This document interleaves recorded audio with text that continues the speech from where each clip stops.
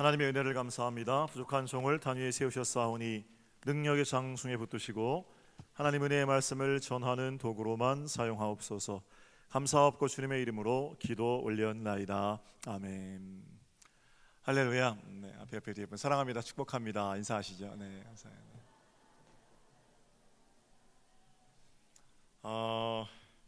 아시아 청년연합수련회 영상 만들어 놓은 게 있거든요. 하나님께서 어떤 일을 하셨는지 먼저 그 영상을 좀 보실까요?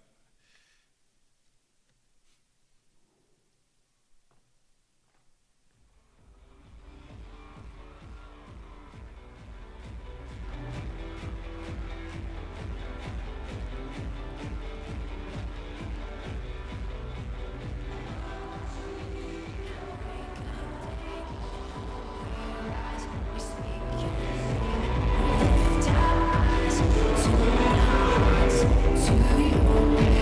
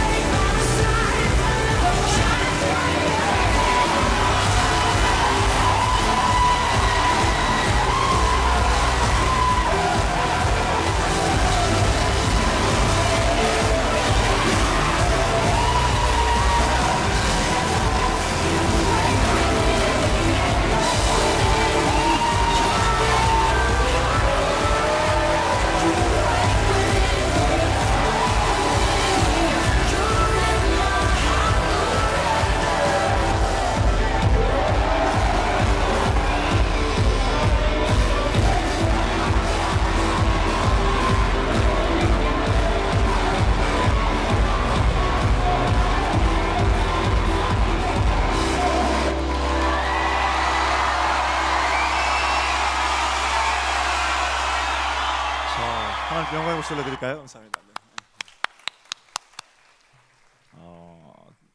네. 올해 두 번째 진행되는 행사 있는데 매 시간 아주 은혜로운 행사 시간 되었음에 감사드리고요.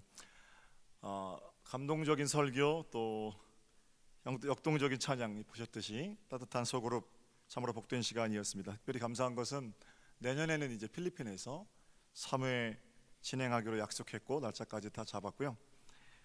우리는 다시 내년 만남을 기약하면서 그렇게 헤어졌습니다. 저는 이 일이 열왕기상 19장에 엘리야가 보았던 작은 구름이라고 생각합니다. 3년 6개월의 가뭄을 끊어내기 위해서 손바닥만한 구름은 턱없이 부족한 겁니다. 그러나 그 작은 구름 속에서 큰 비를 보는 것이 믿음입니다. 한 주간 동안 일주일간의 짧은 만남이고 200명이 채 안 되는 학생들, 청년들이었습니다만 그곳에서 성령께서 그들의 마음 가운데 어떻게 일하시는지를 보게 하셨습니다. 복음이 아시아를 덮을 겁니다. 앞으로 10년 내에 하나님께서 그런 일들을 펼쳐 가실 겁니다. 저는 그 일을 보는데 우리가 방관자라든지 관객이 되지 않기를 원하고 헌신된 자들이 느끼는 보람, 맛보는 기쁨, 그런 것이 서정교회와 또 우리 모두의 것이 되었으면 좋겠습니다. 대한민국과 필리핀을 제외한 다른 나라의 청년들은 예수 믿기 때문에 어려움을 당합니다. 그들이 올려드리는 찬양이 아름다운 이유는 그들이 당했던 그 어려움 때문입니다. 그들이 겪은 절망과 탄식이 하나님 앞에서 더 진중한 찬양이 되었습니다. 하나님은 그들의 삶의 자리에서 올려드리는 탄식을 들어주시는 아버지셨고 그들의 걱정과 염려를 함께 곁에서 고민하며 울어주시는 친구가 되어 주셨습니다. 같은 처지에 있는 사람들이 십자가 앞으로 모여듭니다. 그리고 십자가 앞에 모여든 그들은 하나님을 노래합니다. 교회가 뭡니까? 함께 모여서 함께 기도하고 함께 모여서 서로를 격려하며 함께 모여서 서로를 위로하며 찬송하며 예배하며 함께 구원의 길을 걸어가는 공동체가 교회입니다. 지난 한 주간 동안의 청년들의 연합은 저로 하여금 많은 것을 생각하게끔 합니다. 부디리 서정교회의 복된 연합이 그렇게 서로를 믿음 가운데 일으켜 세우는 원망, 걱정, 서운함 이런 건 다 하나님 주시는 거 아니잖아요. 하나님 주시는 기쁨으로 서로가 서로를 일으켜 세우는 복된 연합, 아름다운 생명의 연합 공동체 서정교회가 되기를 우리 주님의 이름으로 축복합니다. 자, 옆에 분한테 이렇게 인사하세요. 권사님이면 권사님, 집사님이면 집사님, 장로님이면 장로님, 모르시겠거든 형제님, 자매님 그렇게 하시고 집사님 때문에 권사님 때문에 힘이 납니다. 자, 인사하세요. 권사님 때문에 힘이 납니다.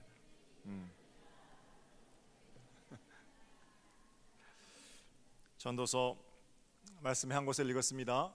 4장 인간이 살아가면서 만나게 되는 각종 허무함들이 4장에 기록되어 있습니다.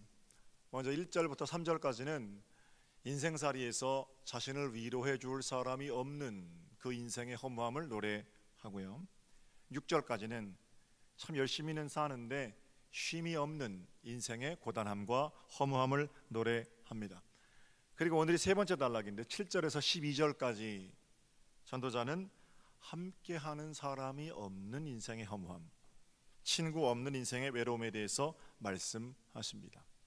자, 여러분께 제가 묻습니다. 여러분 어떠세요? 주변에 좋은 친구가 있으십니까? 살면서 단 한 사람이라도 내 마음 알아주는 사람이 있다면 인생은 꽤 괜찮은 겁니다. 누가 되었든지 간에 그게 아버지가 되었든 어머니가 되었든 자녀가 되었든 배우자가 되었든 내 말에 귀를 기울여주고 어떤 상황에서라도 나를 믿어주는 사람, 그런 사람 한 사람 있으면, 그런 사람 생각하고 힘이 나는 인생이라면 꽤 괜찮은 거거든요. 오늘 본문에는 친구는커녕 곁에 아무도 없는, 가족도 없는 것처럼 보여지는 절대 외로운 한 사람이 등장합니다. 7절과 8절, 오늘 본문은 아닙니다만 같은 단락 앞부분 제가 읽어드릴게요. 내가 또 아래에서 헛된 것을 또다시 아래에서 헛된 것을 보았도다. 어떤 사람은 아들도 없고 형제도 없이 홀로 있으나 그의 모든 수고에는 끝이 없도다. 또 비록 그의 눈은 부요를 족하게 여기지 아니하면서 이르기를 내가 누구를 위하여는 이같이 수고하고 나를 위하여는 행복을 누리지 못하게 하는가 하여도 이것도 헛되어 불행한 노고로다. 한글 번역이 좀 이해하기 어렵게 되어 있습니다만 이런 얘기입니다. 혼자 외롭게 사는 사람이 있는데 그 사람에게는 자식도 없고 형제도 없습니다. 물론 친구도 없습니다. 평생을 쉬지 않고 일해서 재산도 꽤 모았습니다만 그 재산이 그에게 만족감을 주지 못합니다. 그래서 이 사람은 그 외로움 때문에 늘 탄식합니다. 아, 내 인생은 왜 이 모양일까? 왜 나는 인생을 즐기며 살지 못할까? 오늘도 열심히 일해야 하는데 과연 내가 하는 이 모든 수고가 누구를 위한 것일까? 고민이 떠나질 않습니다. 참으로 괴로운 인생입니다. 세상은 이런 사람들을 불행하다라고 말하든지 아니면 뭔가 원인이 있을 거다 또는 어리석다 이렇게 말합니다. 여행을 즐기세요, 운동을 하세요, 취미 활동을 가져보세요. 이렇게 그가 겪고 있는 외로움을 극복할 방법을 처방으로 제시할지도 모릅니다. 어떤 분들은 지금 전도서 4장 7절과 8절의 이 사람의 처지를 들으면서 아, 나는 그래도 이 사람보다는 덜 외롭구나 하는 마음에 안도감을 느끼실지도 모르겠습니다. 그러나 가만히 생각해 보면 나는 자식도 있고 형제도 있고 주변에 사람도 있는데 지금 이 사람과 비슷한 외로움을 느낄 때가 있단 말입니다. 고독감과 쓸쓸함이 밀려올 때가 있습니다. 그저 낭만적으로 즐길 만큼의 양이 밀려오는 게 아니라 어떨 때는 그 고독감 때문에 참 견디기 힘든 외로움의 순간을 우리 인생은 겪게 됩니다. 사춘기 청소년만 그런 거 아니지요. 갱년기를 겪고 있는 중년만 그런 거 아닙니다. 노년기 우울증을 겪고 있는 몇몇 사람들에게만 외로움이 찾아오는 게 아닙니다. 나이, 신분, 지위, 고하를 막론하고 이런 어려움은 인간이 살아가는 데 있어서 늘 우리 곁에 언제나 있는 것입니다. 젊은이들은 젊은이대로 외롭고 어르신들은 어르신대로 외롭습니다. 혼자 있을 때도 외롭고 때로는 사람이 정말 구름대처럼 많은데 그 안에서도 외로움을 느낍니다. 잠시 즐거운 일이 생기면 그 외로움을 잊어버리는 것 같다가도 그 일이 밀려가고 나면 그 일이 떠난 자리만큼 외로움이 밀려오는 것이 여러분과 제가 살아가는 인생입니다. 그때 말하는 거죠. 아, 내가 여기까지 오도록 뭐하고 살았나? 고독이 어떤 트렌드가 되어 있는 시대에 저와 여러분이 삽니다. 우리 교회 주변에 1500세대 가까운 원룸들이 들어섰습니다. 가족이 함께 사시는 분들도 계십니다만 거의 대부분 원룸에 혼자 사십니다.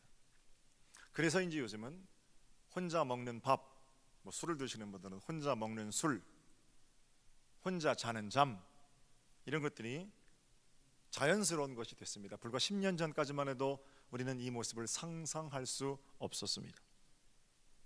그래서 이제 현대인들의 내면에는 과거의 사람들보다 더 큰 외로움과 고독이 자리하고 있는 것 같습니다. 물론 꼭 혼자 살기 때문에 외로운 것만은 아니에요. 함께 있어도 외로워요. 그래서 어떤 시인은 참 좋은 표현인 것 같은데 인간을 고독의 바다에 떠 있는 하나의 섬일 뿐이다. 혼자 떠 있는 섬도 외로운데 그 떠 있는 바다의 이름도 고독이라니까 외로움 플러스 외로움이 되는 거죠. 인간 군상에 대한 적절한 표현입니다. 얼마 전에 장로님들하고 식사를 하는데 저희 장로님들이 거의 이제 환갑 정도 되셨거든요.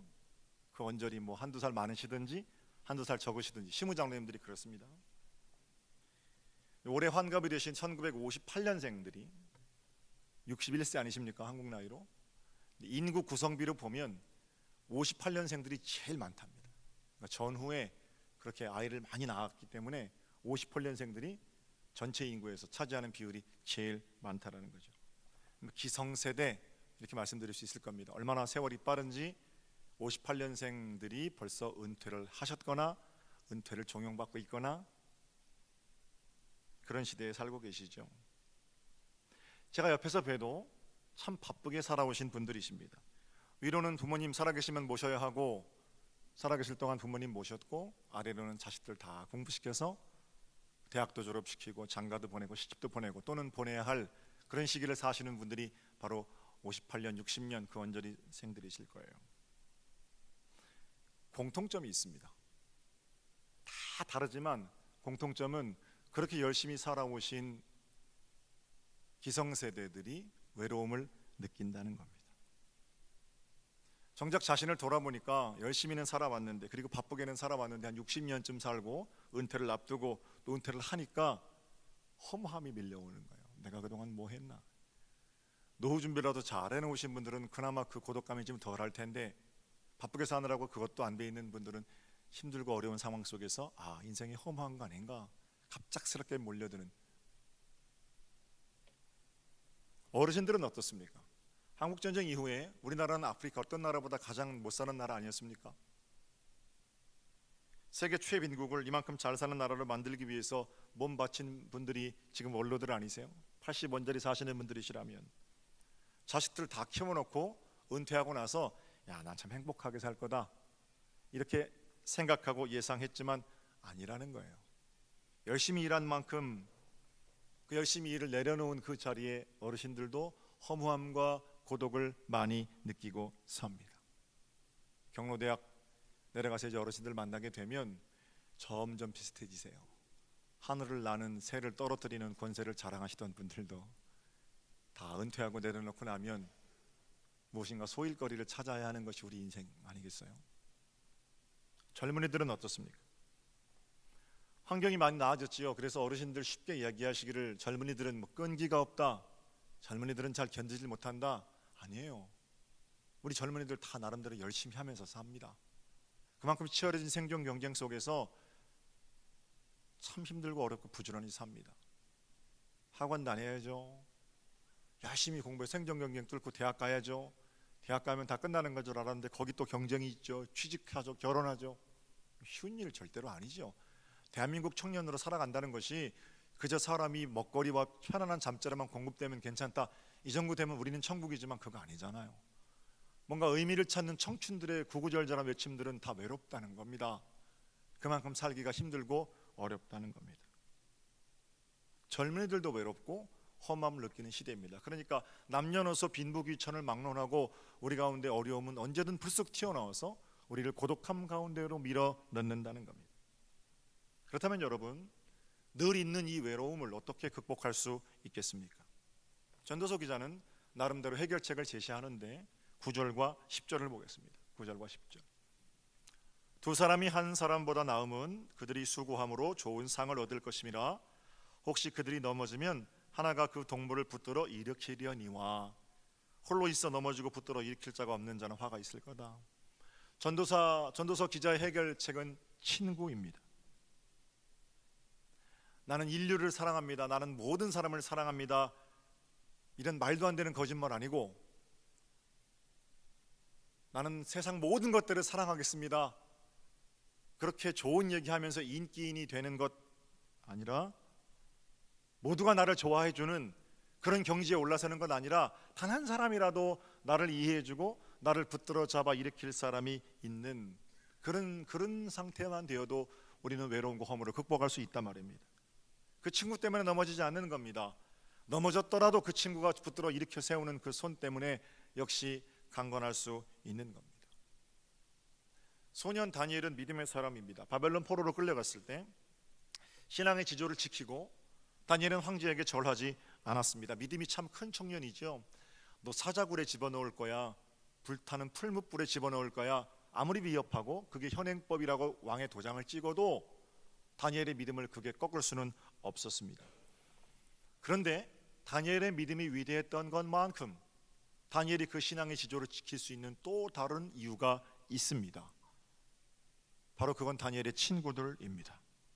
함께 끌려와서 황제에게 절하지 않고 자기에게 주신 신앙을, 여호와 신앙을 지키려고 몸부림치고 있는 사드락, 메삭, 아벳느고, 다니엘의 친구들이에요.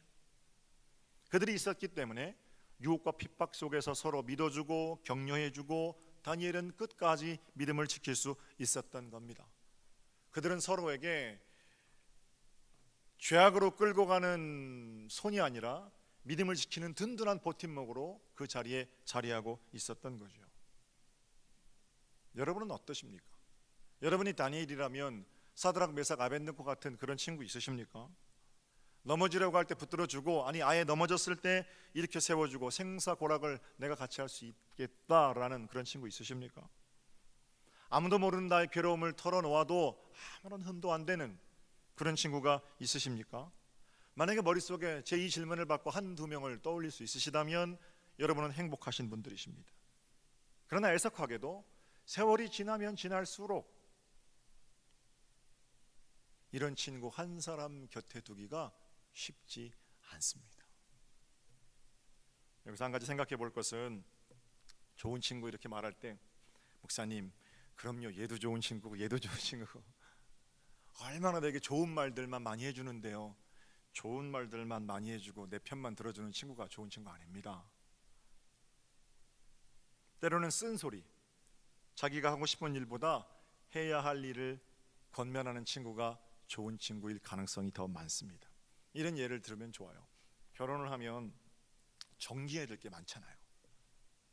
그 중에 하나가 결혼 전에 친구들과 밤늦게까지 몰려다니던 삶이 있어요. 결혼하면 그런 거 정리하는 거죠. 가정을 지키는 게 훨씬 더 남자답고 가정을 지키는 게 훨씬 더 여인답고 그런 겁니다. 결혼 후에도 친구들과의 의리를 지킨다고 매일 저녁 나가서 친구들 만나다가는 가정 유기가 힘들잖아요. 좋은 친구는 어떤 친구입니까? 모임이 있는데 결혼한 친구가 거기 나왔어요. 그러면 너는 결혼했는데 여기 나오면 어떡해? 얼른 들어가. 이렇게 친구를 아무리 놀고 싶어도 집에 들여보내는 친구가 좋은 친구죠. 집에 있는 친구를 전화 걸어서 너 결혼했다고 의리 없이 이러기야? 불러내는 친구가 좋은 친구입니까? 그게 무슨 의리입니까? 사랑하는 친구가 나쁜 짓을 계획하고 그 분명히 나쁜 짓인 거 아는데 거기 한몫 차지하고 앉는다든지, 또는 나는 그 일과는 관계가 없다, 절대 이거 좋은 친구 아닙니다. 그건 안 된다 이렇게 말하고 뜯어 말리는 친구가 좋은 친구지요. 그래야 그 사람들이 쌓았던 우정이 서로를 복된 것으로 만들어내는 진정한 삼겹줄의 연합이 되는 거죠. 좋은 친구는 무조건 내가 하는 일에 박수 쳐주지 않습니다. 오히려 그 반대일 경우가 많아요. 내가 참 못났고 죄가 많기 때문에 그래요. 그래서 다른 어떤 사람보다 나를 가장 가까이에서 잘 아는 내 아내, 내 남편 잔소리 참 많잖아요, 그죠? 그런 남편과 아내가 내게 좋은 친구일 가능성이 많은 겁니다. 어린 시절에 내 가치관이 아직 형성되지 않았을 때 우리 부모님 얼마나 우리에게 잔소리합니까? 그때는 좋은 친구일 가능성, 우리 부모님이 좋은 친구일 가능성이 많은 겁니다. 어쨌든 여러분은 어떠십니까? 여러분에게 이런 좋은 친구 있으십니까? 내가 잘 되었을 때 나보다 더 큰 기쁨으로 나를 위해 기뻐해주고, 내가 잘못된 길을 갈 때 나보다 더 큰 아픔으로 나를 위해 기도해주는 그런 친구 있으십니까? 함석헌 선생님의 말처럼 말리길 나서는 길, 이게 처음에 이렇게 시작하거든요. 이런 사람 있습니까? 이런 시에서 말리길 나서는 길, 이건 이제 죽으러 간다는 얘기예요. 말리길 나서는 길, 아내와 자식을 맡기며 마음 푹 놓고 갈 그런 친구 있으십니까? 제게는 있습니다. 저뿐만 아니라 여러분과 저의 친구 되시는 우리 주 예수 그리스도이십니다. 요한복음 15장을 보세요. 이제부터는 너희를 종이라 하지 아니하리니 종은 주인이 하는 것을 알지 못함이라 너희를 친구라 하였노니 내가 내 아버지께 들은 것을 다 너희에게 알게 하였습니다. 우리 예수님이 우리의 친구가 되어 주셨습니다. 그리고 우리의 친구 되어 주신 그분의 은혜 안에서 우리는 비로소 나는 다른 사람의 친구가 될 수 있어요 하고 나설 수 있는 겁니다. 내 친구 되신 주님의 사랑에 감격해서 다른 사람의 친구 되려고 나서는 거예요. 그게 아니라면, 내 감정, 내 코드대로 나섰다면 언제고 이 이는 나랑 달라질 수 있거든요. 그때는 또 미워하고 언제 봤냐는 식으로 하고, 이런 게 인간 사이의 친구 관계잖아요. 그러나 나를 품어주신 예수 그리스도 사랑 안에서 나도 당신의 친구가 되겠습니다, 이 마음이라면 우리의 걸음이 어떻게 천국이 되지 않겠습니까? 이번 여름 수련회에서 사랑하는 청년들이 부른 찬송이 있습니다. 어떻게 시작하냐면, 주님 어찌 나를 생각하시는지. 이게 이제 번역을 이렇게 했지만 이런 거예요. 주님 어쩌다가 저까지 생각하세요. 주님 어떻게 내 기도를 들어주세요. 주님이 나를 생각하시고 내 기도를 들어주시는 거지. It's amazing. 놀랍다는 거예요. 놀랍다는 거예요. 그리고 나서 후렴에서는 다 같이 춤을 추면서 I am a friend of God 그래요. 나는 주님의 친구입니다. 나는 주님의 친구입니다. 주님 말씀을 그대로 지금 우리가 노래하는 건데, 내가 주님의 친구 되신 이 사건이 It's amazing, 놀랍다는 겁니다. 주님께서 내 기도를 들어주시고 주님께서 나를 생각하시는 그 일 때문에 친구 될 자격 없는 내가 주님의 친구 되었다는 사실이 놀랍다는 겁니다. 제가 그 노래를 듣는데요, 뒤에서 눈물을 철철 흘렸습니다. 캄보디아 청년들은 그 버려진 마을에서 선교사님들이 모아서 공동체로 30명씩 같이 삽니다. 한빛 공동체, 호프 공동체. 그 친구들이 간증을 하는데, 나는 아버지가 누군지 모릅니다. 어릴 때 쓰레기장에 버려졌습니다. 거기서 쓰레기 주워서 동생하고 같이 살고 있는데 누가 한국 사람이 왔다는 거예요. 그리고 내가 너에게 아버지를 소개시켜 주겠다. 하나님 아버지.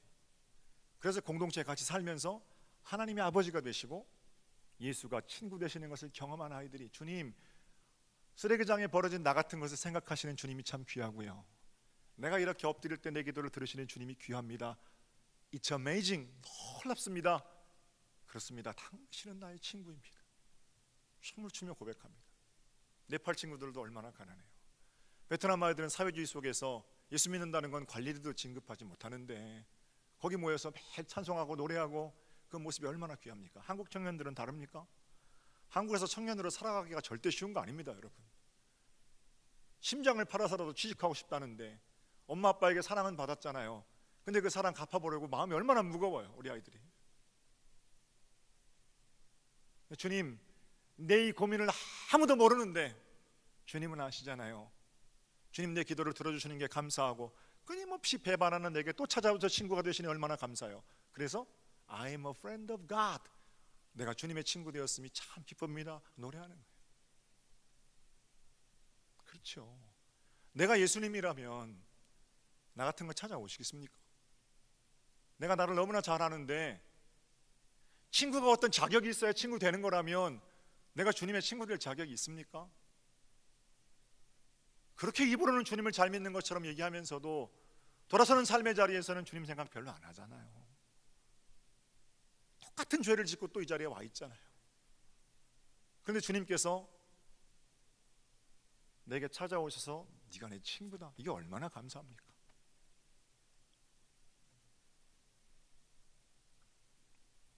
백번이고 천번이고 내가 예수님이라면 나 같은 친구랑은 절교입니다. 절교. 내가 다시는 네 얼굴 안 본다.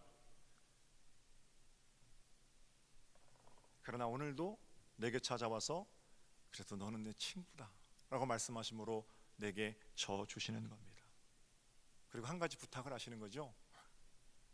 이제 너 친구 노릇 좀 잘해라. 어떻게 하는 게 잘하는 거예요? 나한테 잘해라가 아니에요. 주님께서는 세상으로 나아가서 내가 네게 했던 것처럼 도저히 친구 삼을 수 없는 가난한 사람들, 도저히 친구 삼을 수 없는 배신자들, 그들에게 찾아가서 친구가 되어 주렴.